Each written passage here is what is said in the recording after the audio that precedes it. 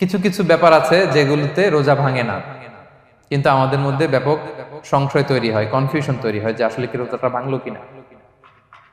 সেগুলো কি আমরা এবার সেগুলো শুনবো। 3 নম্বর সাব পয়েন্টটা তো ক্লিয়ার যে কিছু কিছু কাজ আছে যেগুলো করলে আসলে রোজা ভাঙে না। Things or actions that don't invalidate the fast, এটা আপনার রোজা ভাঙবে না। সেগুলো কি? এক নম্বর হচ্ছে ভুল করে যদি কেউ খায়, যেটা আমাদের আগের পয়েন্টে আমি ক্লিয়ার করে দিয়েছি, অথবা জোর করে যদি কাউকে খাওয়ানো হয় তার রোজা ভাঙবে না, এটা আপনারা ইতিমধ্যে জেনেছেন। একটা হাদিস শুনে সহিহ বুখারী, রাসূল সাল্লাল্লাহু আলাইহি ওয়াসাল্লাম বলেছেন, মান নাসিয়া ওয়া হুয়া সাইম ফাআকালা আও শারিবা, রোজা অবস্থায় কেউ যদি ভুল করে খেয়ে ফেলে, ফালিউতিম্মা সাওমা, সেজন্য তার রোজা পূর্ণ করে, তার রোজা ভেঙে গেছে মনে করে সেজন্য খাওয়া শুরু না করে, সেজন্য রোজা পূর্ণ করে। কারণ ফাইন্নামা আতআমাহুল্লাহু ওয়া সাকা, কারণ আল্লাহই তাকে খাইয়েছে, আল্লাহই তাকে পান করিয়েছে। কিন্তু ভুল করে খেয়ে ফেলছেন, এটা তো আপনার হাতে ছিল না। তাহলে ভুল করে খেলে তার রোজা ভাঙবে না, কাজা কাফারা কিছুই লাগবে না, জাস্ট ইউ কন্টিনিউ ইউ সিয়াম। ওকে। 2 নাম্বার হচ্ছে এটা বিবাহিতদের জন্য, যেহেতু মোস্ট অফ দ্য অডিয়েন্স আর 18+, কোনো অসুবিধা নাই। আর ইসলামে কথাগুলো আসলে বাঁচতে হলে জানতে হবে না। সেটা হচ্ছে আমরা শুনেছি যে বিবাহিতরা ফিজিক্যাল ইন্টারকোর্স যদি করে, দেহ থেকে সিমেন আউট হলে রোজা ভেঙে যায়, কিন্তু স্বাভাবিক মেলামেশাতে রোজা ভাঙে না। কিস করা, হাগ করা হাজবেন্ড ওয়াইফের মধ্যে, এই যে সখ্যতা, এই ব্যাপারগুলো যদি দিনের বেলায় ঘটে এতে রোজা ভাঙে না। ব্যাপারটা বুঝতে পেরেছেন না সবাই? একটা দলিল শোনেন। আমাদের আয়েশা রাদিয়াল্লাহু তাআলা আনহা বলেন, কানা নবী সাল্লাল্লাহু আলাইহি ওয়াসাল্লাম ইয়াকাব্বিলু ওয়া হুয়া সাইম, রমাদানের রোজা অবস্থায় তিনি আমাদেরকে কিস করতেন, ওয়া ইউবাশিরু, আমাদেরকে হাগ করতেন, ওয়া হুয়া সাইম, রোজা অবস্থায়। এতে রোজার কোনো সমস্যা হতো না, তবে এটা রিকমেন্ডেড না। স্বামী স্ত্রীর একান্ত মেলামেশা দিনের বেলা রিকমেন্ডেড না, কারণ এটা থেকে সে সেক্সুয়ালি এক্সাইটমেন্টের দিকে চলে যেতে পারে, ফলে ভুল করে সে এমন কাজ করে ফেলতে পারে যেটাতে তার রোজাটাই ভেঙে যাবে। আর ইচ্ছা করে রোজা ভাঙলে কি করতে হয়? কাজাও কাফারাও, খবর আছে না? সেজন্য এটা খেয়াল রাখতে হবে। 3 নাম্বার, এটাকে আরবিতে বলে আল ইহতিলাম, ওয়েট ড্রিম, বাংলায় বলে স্বপ্ন দোষ। ঘুমের মধ্যে এমন কিছু দেখলেন ফলে আপনার সিমেন আউট হলো, আপনার রোজা ভাঙবে না। কারণ এটা কি ইচ্ছা করে করছেন আপনি? এটা কার হাতে?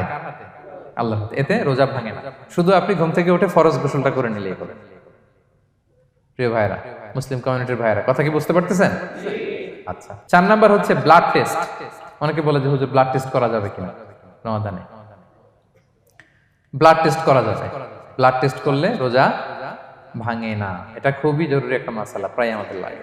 1-2 সিরিঞ্জ ব্লাড নিলে ভাঙে না। তবে যদি অনেক বেশি অ্যামাউন্টের ব্লাড নেয়, এতে যদি আপনি ক্লান্ত হয়ে পড়েন, সেক্ষেত্রে আপনি রোজা ভাঙতে পারবেন, পরে কাজা করলে হবে। 5 নাম্বার হচ্ছে অনিচ্ছাকৃত বমি। এটা আমি আগেও ক্লিয়ার করেছি যে ইচ্ছাকৃত বমি করলে রোজা ভাঙে, কিন্তু অনিচ্ছাকৃত যদি বমি চলে আসছে, ভমিটিং হচ্ছে, আমার রোজা ভাঙবে না। 6 নম্বরে নোজ ব্লিডিং, নাক দিয়ে অনেকে রক্ত পড়ে না, নাক দিয়ে রক্ত ঝরলে মানুষের রোজা ভাঙে না, আনলেস যদি অনেক বেশি অ্যামাউন্টের হয়, আপনি ক্লান্ত হয়ে পড়েন, তখন তো আপনি রোজা ভাঙতে পারবেন। 7 নাম্বার, রোজা রেখে দাঁত ফেলতে পারবো কিনা? জি, রোজা রেখে আপনি আপনার দাঁতকে রিমুভ করতে পারবেন, খুব বেশি যাতে রক্ত বের না হয় সেটা আপনি খেয়াল রাখবেন। দাঁত ফেললে যে রক্ত বেরোয় এতে রোজা ভাঙে না। 8 নম্বর পয়েন্টটা খুবই গুরুত্বপূর্ণ, এটা খেয়াল করে শুনতে হবে। কান দুইটা খরগোশের কানের মতো খাড়া করে শুনেন, খুব মনোযোগ দিয়ে। 8 নম্বরটা হচ্ছে ইনজেকশন। রোজা রেখে ইনজেকশন দেয়া যাবে কিনা? কিছু কিছু ইনজেকশন দেয়া যাবে, কিছু কিছু দেয়া যাবে না। কোনগুলো দেয়া যাবে না? এনার্জেটিক ইনজেকশন দেয়া যাবে না। যে ইনজেকশনে ফুড সাপ্লিমেন্টারি আছে, যেটার মধ্যে নিউট্রিশন ভ্যালু আছে, এই ইনজেকশনগুলো দেওয়া যাবে না। এমনও ইনজেকশন আছে যেটা দিলে 7 দিন আপনার আর খাওয়া লাগবে না, একেবারে তরতা যাবে, এরকম ইনজেকশন দেওয়া যাবে? তো আপনি সিস্টেম করে খাইলেন কেমন যেন, তাই না? আপনি অন্য ওয়েতে দেহে এনার্জি ইনপুট করলেন, এটা করলে রোজা ভেঙে যাবে। তাহলে food supplementary injection, nutrition value আছে এরকম injection, energetic injection, energy boost up করে এরকম ইনজেকশন দিলে রোজা ভেঙে যায়, এগুলো দেওয়া যাবে না। কিন্তু পেইন কিলার যে ইনজেকশনগুলো আছে এটা দিতে পারবেন। পেইন কিলার ইনজেকশন দিতে পারবেন, অ্যান্টিবায়োটিক ইনজেকশন দিতে পারবেন, অ্যানেস্থেটিক ইনজেকশন দিতে পারবেন, এই জাতীয় মেডিকেশন ইনজেকশনগুলো দিতে পারবেন। কোভিডের যে ইনজেকশন এগুলো আপনি দিতে পারবেন, এগুলোতে রোজা ভাঙে না, কারণ এগুলোতে আপনার স্টোমাকে কিছু পৌঁছেও না, আপনাকে শক্তিবর্ধক কিছু দেহে প্রবেশও করাচ্ছে না, আপনার এনার্জিও বাড়ে না, আপনার এনার্জি বাড়ে না, আপনার নিউট্রিশন ভ্যালু অ্যাড হয় না, আপনার স্টোমাকে কিছু পৌঁছে না, এই জাতীয় সব ইনজেকশন দেওয়া যায়। ইনজেকশনের পয়েন্টটা ক্লিয়ার? 9 নম্বরে কিছু কমন ব্যাপার আছে। এই কমন জিনিসগুলো আমাদের মনের মধ্যে প্রায় প্রশ্ন জাগে যে এগুলো করা যাবে কি যাবে না, এগুলো ক্লিয়ার করি। এর মধ্যে 1 নম্বর হচ্ছে টুথপেস্ট। রোজা রেখে টুথপেস্ট দিয়ে ব্রাশ করা যাবে কিনা, বলেন যাবে কি যাবে না? যাবে, কে কে হাত তুলুন তো দেখি। হ্যাঁ, মাত্র 1 জন, 2 জন, 3 জন, 4 জন, 5 জন, 6 জন, দল ভারী হচ্ছে আস্তে আস্তে। হ্যাঁ, টুথপেস্ট দিয়ে ব্রাশ করা যাবে কি যাবে না? যাবে মাত্র 5 জন। আর যাবে না কয়জন দেখি? যাবে না, অনেকে যাবে না, অনেকে হাত তুলে নেই, ভাবছে কোন জায়গায় হাত তুলে কোন বিপদে পড়ি। চুপচাপ দেখি যে কোনটা জিতে। যাবে না? যাবে না, দল ভারী না? যাবে? এই সুন্দর বলছে, যাবে, কিন্তু না করাই ভালো। হ্যাঁ হ্যাঁ, যাবে। টুথপেস্ট দিয়ে ব্রাশ করলে রোজা ভাঙে না, তবে যদি খুব স্ট্রং টুথপেস্ট হয় এগুলো ব্যবহার না করা ভালো। দিনের বেলায় মেসওয়াক করা ভালো। হ্যাঁ, মেসওয়াক করলে ওইটা সবচেয়ে সেফ। তবে যদি আপনি টুথপেস্ট দিয়ে ব্রাশ করেন আপনার রোজা ভাঙবে না ইনশাআল্লাহ। কেউ কেউ মাকরু বলেছেন, কিন্তু আপনার রোজা ভাঙবে না। মাউথ ওয়াশ সেম, যাবে, কিন্তু রেকমেন্ডেড না। হ্যাঁ, গার্গল করতে গেলে আবার ভিতরে চলে যাবে। সিম্পলি কুলি করা যাবে, কিন্তু আপনার রোজা ভাঙবে না। কিন্তু দিনের বেলায় আমরা টুথপেস্ট, মাউথ ওয়াশ এগুলো ইউজ না করে কোনটা সাজেস্ট করি? কোনটা? মেসওয়াক করেন তো আপনারা? রাসূল সাল্লাল্লাহু আলাইহি ওয়াসাল্লাম বলেছেন, আমার উম্মতের জন্য যদি কষ্ট না হয়ে যেত আমি প্রত্যেক নামাজের আগে মেসওয়াক করা ফরজ করে দিয়ে যেতাম। কষ্ট হয়ে যাবে, পকেট নিয়ে নিয়ে মেসওয়াক ঘুরতে হবে। এবং রাসূল সাল্লাল্লাহু আলাইহি ওয়াসাল্লাম মৃত্যুর আগে ওনার হাতে যে জিনিসটা রেখে উনি শেষ নিঃশ্বাস ত্যাগ করেছেন সেটা হচ্ছে মেসওয়াক। উনি অত্যন্ত অসুস্থ, প্রচন্ড জ্বরে কাতরাচ্ছেন। তখন দেখলেন যে ওনার শ্যালক আব্দুর রহমান রাদিয়াল্লাহু তাআলা আনহু উনি মেসওয়াক করতেছেন, তো উনি ফেল করে তাকায় আছেন, বলতে পারতেছেন না আমাকে দাও। আম্মা জান আয়েশা বুঝতে পারলেন যে রাসূল মনে হয় চাচ্ছেন, তো উনি এটা নিয়ে এসে নিজে চাবালেন। রাসূল ইসলাম চাবায় যে নরম করবেন এই শক্তিটাও গায়ে নাই। আম্মা জান নিজে চাবিয়ে রাসূল ইসলামের হাতে দিলেন, রাসূল ইসলাম মেসওয়াক করলেন। এই মেসওয়াক করার কিছুক্ষণ পরে তিনি ইন্তেকাল করলেন। আরবাউন মিন সুনানিল মুরসালিন, 4টা সুন্নাত, এটা সব নবীদের মধ্যে ছিল। এর মধ্যে একটা হচ্ছে আসওয়াক, মেসওয়াক। মেসওয়াক করবেন তো আপনারা? আচ্ছা। এরপর রোজা রেখে আতর দেয়া যাবে, কোনো সমস্যা নাই। পারফিউম দেয়া যাবে, সমস্যা নেই। আই ড্রপ দেয়া যাবে, চোখে ড্রপ দেয়া যাবে, আইলাইনার দেয়া যাবে, কাজল দেয়া যাবে, এগুলোতে রোজা ভাঙে না। এরপরে ডায়াবেটিক পেশেন্ট যারা আছে তারা ইনসুলিন দিতে পারবেন, এত রোজা ভাঙে না। এটা আমাদের লাগে না, আমাদের অনেক মুরব্বীদের দিতে হয়, আমাদের আব্বা আম্মাদের। তো এটা আপনারা জেনে গেলেন, ইনসুলিন দিলে রোজা ভাঙে না। এরপরে 10 নম্বর খুব মজার একটা পয়েন্ট, খাবারের যদি লবণ চেক করা হয় এতে রোজা ভাঙে না। তবে ঘরে আপনারা এটা ট্রাই করবেন না, এটা রেকমেন্ডেড না। এটা কখন রেকমেন্ডেড? এটা বড় শেফদের জন্য। লেটস সে রমাদানে 1000 লোকে বিরিয়ানি করা হবে, আল্লাহর বান্দারা রোজাদাররা খাবে, এটা লবণ বেশি হলে খাইতে পারবে? পারবে না। এজন্য যিনি শেফ, প্রধান বাবুর্চি, উনি লবণটা ট্রাই করতে পারবেন, করেই সাথে সাথে কুলি করে ফেলবেন, ভিতরে তো কিছু গেল না, এতে রোজা ভাঙে না। তাই বলে প্রতিদিন ঘরের রান্নাতে আবার এটা করতে যায় না। ঘরে 2 জন, আপনি আপনার হাজবেন্ড ওয়াইফ টোনাটুনি একটা হইলেই হইলো, কি বলেন? লবণ বেশি হবে কম হবে, কিন্তু বড় প্রোগ্রাম, অনেক রোজাদাররা একসাথে ইফতারি করবে, এটা তো লবণাক্ত হইলে খাওয়া যাবে না। তো সেক্ষেত্রে শেফ যদি জাস্ট জিব্বা দিয়ে লবণটা একটু ট্রাই করে নেয় যে অ্যাড করতে হবে না, ঠিক আছে, সাথে সাথে কুলি করে ফেলে, রোজা ভাঙবে না। দলিল কি? দলিল হচ্ছে কাঁচা ডালের মেসওয়াক। রাসূল সাল্লাল্লাহু আলাইহি ওয়াসাল্লাম কাঁচা ডালের জাইতুনের মেসওয়াক দিয়ে তিনি সেওয়াক দিয়ে মেসওয়াক করতেন। তো কাঁচা জাইতুনের আপনারা মেসওয়াক করছেন, এটা কিন্তু অনেক লবণাক্ত, সল্টি, এটার মধ্যে একটা ঝাঁঝালো ভাব আছে। তো এটা আপনার জিহ্বায় লাগলে কি রোজা ভেঙে যায়? ভাঙে।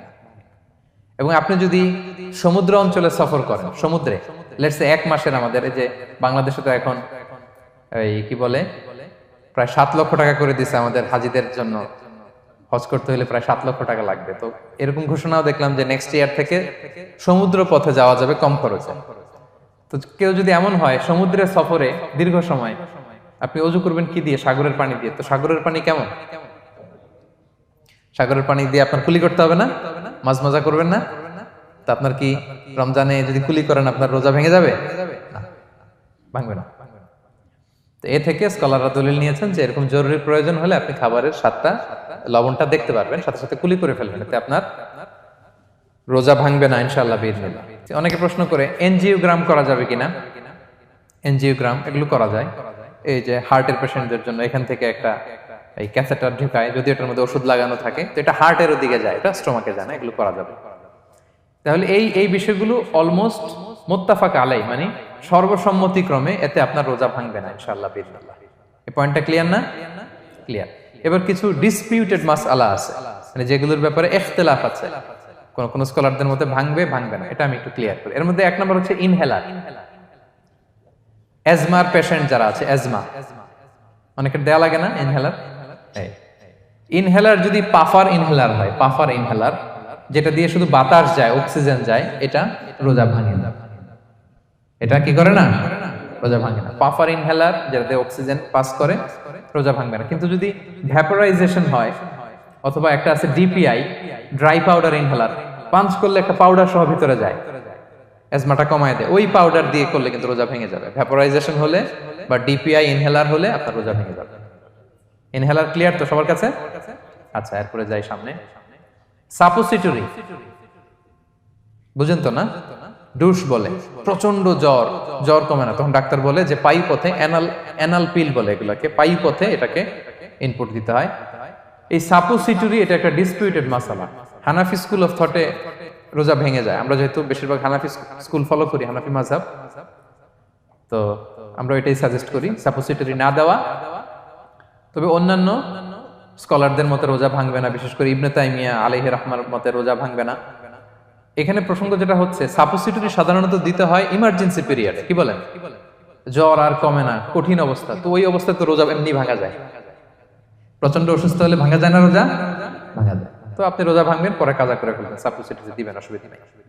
আচ্ছা, এয়ার ড্রপ, কানের যে ড্রপ আছে, এটার মডার্ন স্কলারদের মতে, যে ফিক একাডেমি গুলো আছে, এদের মতে রোজা ভাঙবে না, কিন্তু হানাফি স্কলারদের মতে রোজা ভেঙে যাবে। তো আমরা সাজেস্ট করি এটা আপনি না দেন, আগে পরে দেন। 3 নাম্বার, হার্টের পেশেন্টদের একটা ওষুধ দিতে হয়, এটাকে নাইট্রোগ্লিসারিন ট্যাবলেট বলে, জিহ্বার নিচে দেয়, দেওয়ার সাথে সাথে বডি এটা অ্যাবজর্ব করে ফেলে, ওষুধটা আর থাকে না জিহ্বার নিচে। জিহ্বার নিচে এটাকে প্লেস করলে সাথে সাথে এটা বডি অ্যাবজর্ব করে, এখানে আবার পাম্প শুরু হয়ে যায়। তো হার্ট অ্যাটাক করলে এটা দেয়। আধুনিক যে ফিক একাডেমি গুলো আছে তাদের মতে রোজা ভাঙবে না, কিন্তু হানাফি স্কুল অফ থটে তাদের মতে যেহেতু সম্ভাবনা আছে কিছু চলে যেতে পারে, যদিও যায় না, হানাফি মাযহাব হচ্ছে খুব ইহতিয়াত অবলম্বন করে, অত্যন্ত বেশি সাবধানতা অবলম্বন করে। কিন্তু মডার্ন ফিক একাডেমি গুলো তাদের মতে হার্ট পেশেন্টদের জন্য এই নাইট্রোগ্লিসারিন ট্যাবলেট যদি জিহ্বার নিচে রাখেন, রোজা ভাঙবে না। হিজামা, কাপিং, হিজামা চিনেন তো? হ্যাঁ, হিজামা করছেন কেউ এখানে? আপনি করছেন, আর কেউ? অনেকে করছে দেখি, মাশাআল্লাহ। এটা এখন অনেক পপুলার হচ্ছে, রাসূল সাল্লাল্লাহু আলাইহি ওয়াসাল্লাম কিন্তু করতেন। এখন দেখবেন যে অনেক বড় বড় সেলিব্রিটিরা, অ্যাথলেটরাও করে। এরকম কাপিং এর টিউব আছে, পিঠে একটু কেটে ওটাকে লাগায় দেয়, আস্তে করে এই রক্তগুলো বের করে ফেলে, ব্যথা ট্যাথা, পেইন টেন এগুলো কমে যায়। এখন কিন্তু এটার অনেক প্রচলন বেড়েছে। হানাফি স্কুল অফ থটে হিজামাতে রোজা ভাঙে না, অন্যান্য স্কুল অফ থটে ভাঙে। তো হিজামা তো ইমার্জেন্সি কিছু না, আমার দিনের বেলায় কেন রমজান মাসে হিজামা করা লাগবে, আমি ইফতারের পরে হিজামা করলাম। আচ্ছা, ব্লাড ডোনেশন করলে রোজা ভাঙবে কিনা? এক ব্যাগ যে রক্ত নেয়, ভাঙবে কিনা?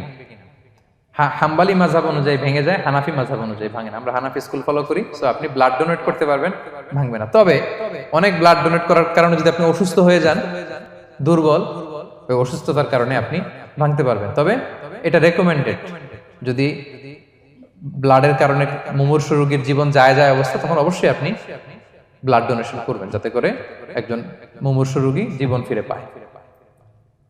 তো এই পয়েন্টটা তো ক্লিয়ার না সবার? তো এই ছিল সম্মানিত সুধী কিছু মৌলিক বিষয়, যেগুলো করলে আমাদের রোজা ভাঙে।